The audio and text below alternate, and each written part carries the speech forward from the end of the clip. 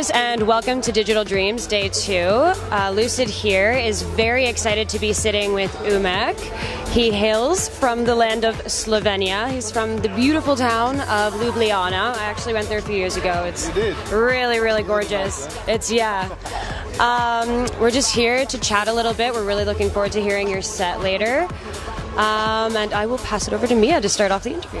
What we wanted to talk to you about today, which is a little bit different, which I feel like you might have been asked a couple times. We like the idea of somebody being a conceptualist. So instead of, having scattered ideas or following a train, you have one nucleus of an idea that you want to pertain to. And I feel like that transcends with your label, with your weekly podcast. So we want to talk about that. We want to talk about the culture behind it because we have been looking and reading into it, and we just are completely fascinated with the stories behind it, the culture behind it, and how you are able to tie everything in. It's very cohesive. So we wanted to talk about your label first of all, so 1605. So you have a pretty wide roster right now. So we wanted to ask you, who do you have your eye on next? Like, who is because you're always experimenting. That's, I feel like, the main idea to what you're doing is experimenting and having that platform for new ideas. So who do you have your eye on next? Who do you what ideas are you kind of playing around with? Yeah, you should look Groovebox. This is a guy actually from Spain. He lives in Sweden. I mean, he already had #1 Beatport just a few weeks ago. But anyway, I think he would deserve more attention than he does right now.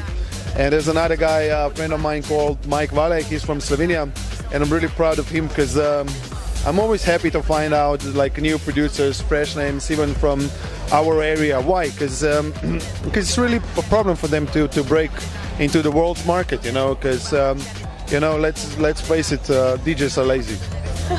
DJs are lazy. They don't dig. They don't dig as much for the music as they should. A lot of them, they just want to play that big tune and nothing more. And for me, I think my mission is to point out those guys, especially from our area, from Eastern Europe, and show them to the world. Maybe promote them through radio show, maybe through a label or something.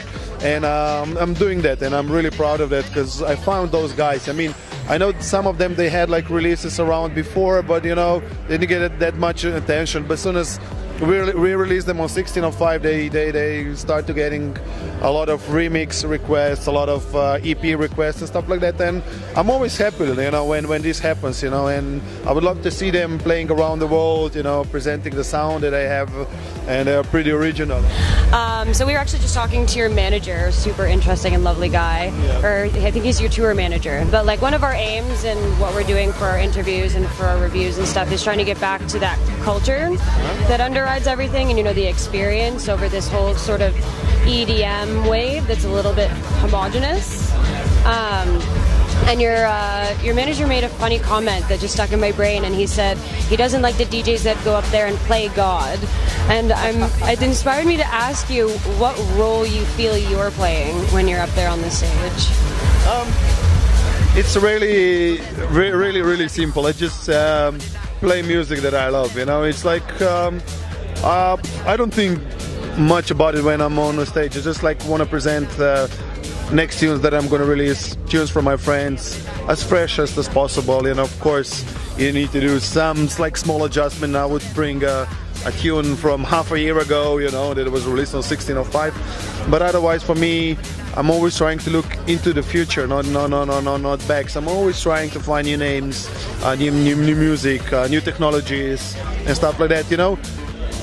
Just to keep it interesting, because I would hate, to play always the same tunes, the big tunes. I even hate to play my own classics. People, I really do, and I don't. A lot of people are coming to the gigs and saying, "Please play Gotex." I haven't played Gotex for ages, and I really hate it, when I have to do that, because I'm making so much new music, on a weekly basis, yeah.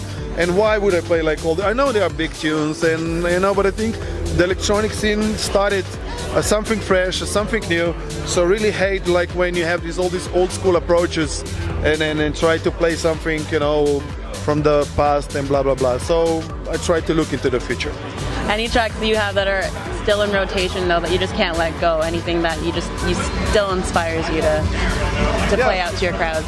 There would be Oliver Giacomoto's remix of Super Skank on 1605.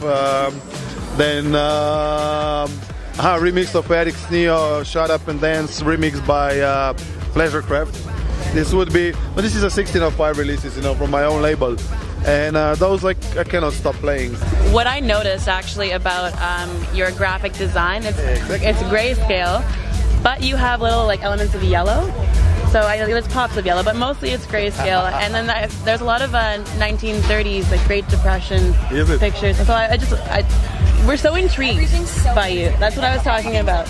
There's a nucleus as a concept, and that's what we like so much about you. So tell me about that graphic design, what part you had in it, and how it contributes to your overall idea and your theme. When we started 1605, we said we need to as well have a nice story behind it, and there's a big part of 1605 is our graphic designer called Gregor Žakl. He's a part of VBG.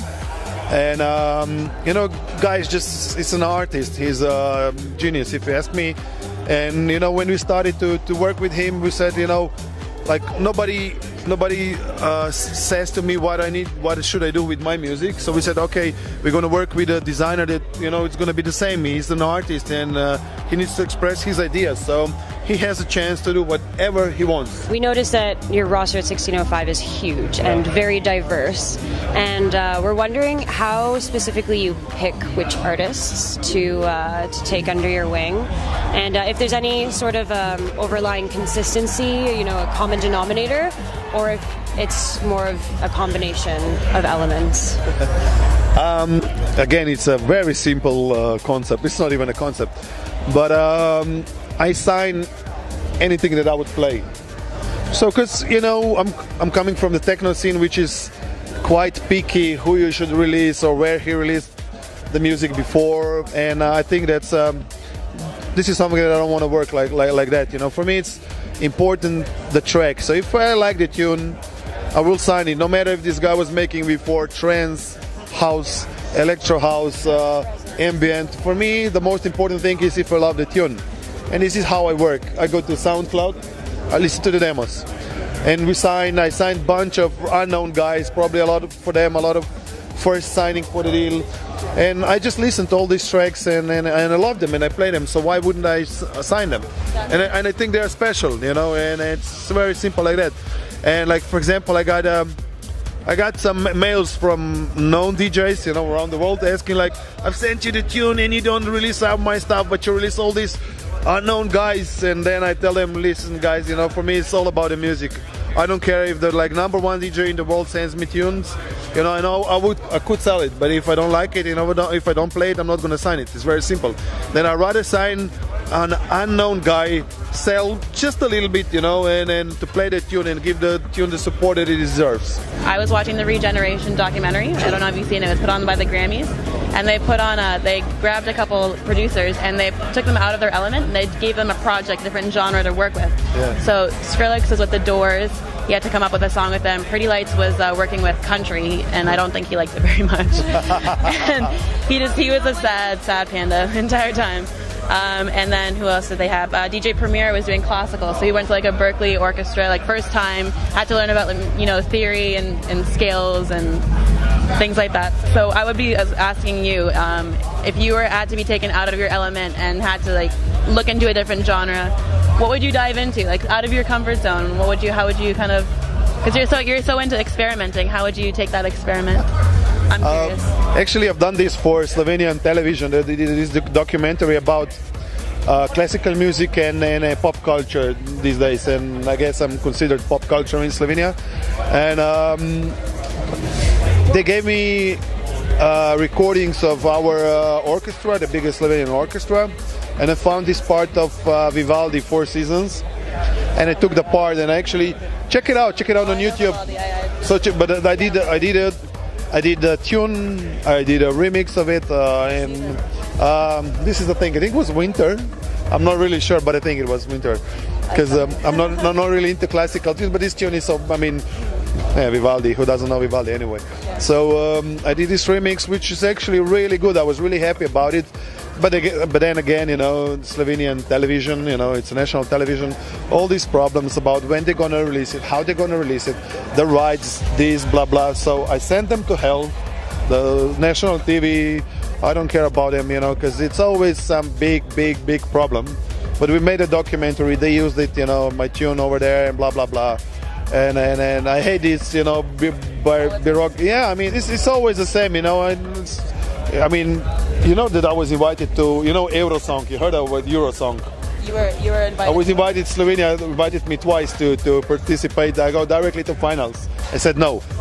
Maybe this is why they did. I mean, like always when I want to do a project with Slovenian TV, always something comes in between. You know, we said we find a label who's gonna release it. You know, we have a good tune. You know, it's gonna be extra push for your documentary, which sucks on the end. It really does. And then you still, you know, destroy the tune that I made and the remix and all vibe behind it, because we had a lot of views on Slovenian channels. You know, everybody really loved it because I played it a few times, and everybody was expecting it, and then nothing happened. And I just said, like, listen, forget it. You know, I don't want to. You know, no. Well, it was such a pleasure. Thank you so much. We are Lucid, and this is UMEK, and thank you for watching.